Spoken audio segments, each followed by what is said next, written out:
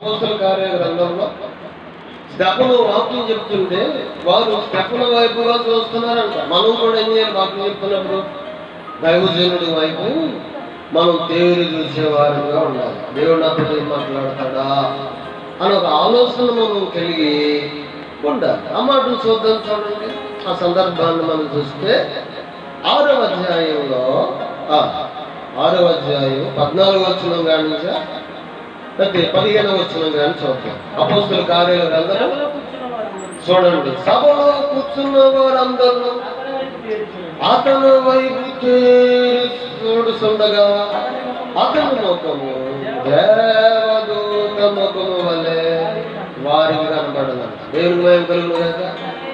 దైవ సేవకుడు వాక్యం చెప్తున్నప్పుడు దైవ సేవకుని వైపు చూడాలి. ప్రతి ఒక్కరు కూడా చిన్న పిల్లలేంటి, పెద్ద పిల్లలేంటి మనం చూడొచ్చు.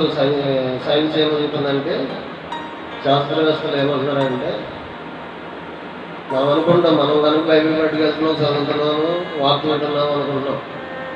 గర్భంలోనంటే మరి పిండంగా రూపించబడి గుడ్డుగా ఉన్న పిండంగా రూపించబడి చంటిబిడ్డ కూడా దేవుని వాక్యం వల్ల ఆ చంటిబిడ్డ కనుక కదలికలు ఉంటాయండి. కదలికలు చక్కగా ఆలపిస్తారంట గర్భంలో ఉండి ఆ పిండం ఉన్న బిడ్డలు.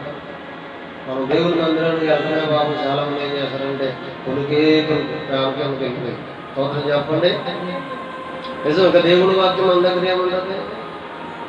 చాలా మంది మనకు మందిరానికి వెళ్ళినా వచ్చినా ఏం చెప్పారమ్మంటే ఏదో చెప్పారు. ఏం చెప్పారు? గడ్డబారికి జలం వచ్చిందా, ఏనుగు సోగులు చాట్లాగా ఉన్నాయన్నా, లేకపోతే ఈ కథలు జోకులు ఈ జ్ఞాపకం ఉంటాయి తప్ప వాక్యం మాత్రం జ్ఞాపకం ఉండదు. దేవుడి మహిమ కలుగును గాక. దేవుడు ఏం మాట్లాడుతున్నాడు అనేది వాక్యం మనం జ్ఞాపకం ఉండాలి.